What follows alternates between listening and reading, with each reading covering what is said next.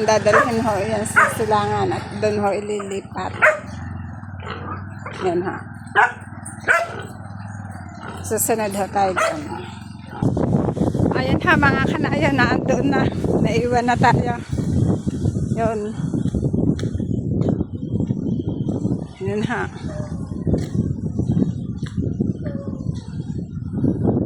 Yan, nabagok pa yata. Nabagok pa nga ho.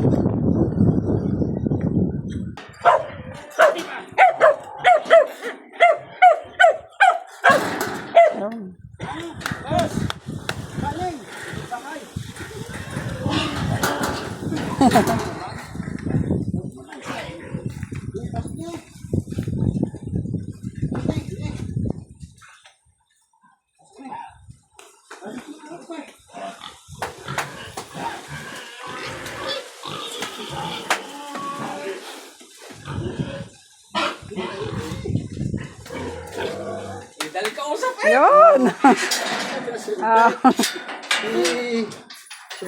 Bago pa pala yung... Ayun ha, naandin na arang isang inahing ara. Ara na ho ang unang napalagay. Kanuha doon sa malapit sa bahay. Tapos ari din sa isang araw ho, lilalagyan ng isa. Yung pinagkulungan ho nito doon ay tatanggalin at dito ho ililipat. Para dito na ho ang mga inahing. Yan ha, buntis na ho yan. April 30 ho ang anak nito.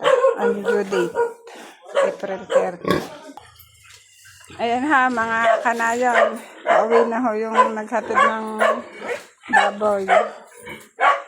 Ay di sa isang araw yung isa naman ho, ililipat din eh.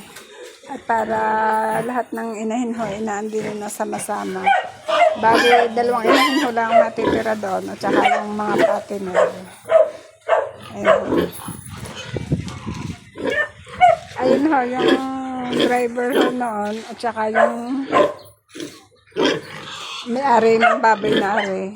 Parang yun ho ang katiwala eh, yung taga siya na mamahala ho sa mga pakain. Yung naghatid din eh. Tapos ho, pagka nagha-harvest, siya din ho yung kasakasama na magbenta. Siya ho ay yung nagkikwenta kung magkano ang tinubo. Yun ho ang katiwala namin. At katiwala ng may-ari. Mabait ho yun eh. Mga tao naman ho din eh mababait. Pero syempre may iba rin naman ho na parang alam nyo na mga ugali. Ayaw na nakikita na kayo ay nagkakaroon, basta lagi na lamang nasa baba. May mga tao ho talagang gano'n na hindi maiwasan. Eh kami naman ho ay nagsisika para sa mga anak namin at sa pamilya. Siya, sige ha mga kanayon, hanggang dito na lang muna ho ulit. At ako lang yung magpapakain ng baboy din eh. Maraming salamat ho sa panonood. God bless everyone.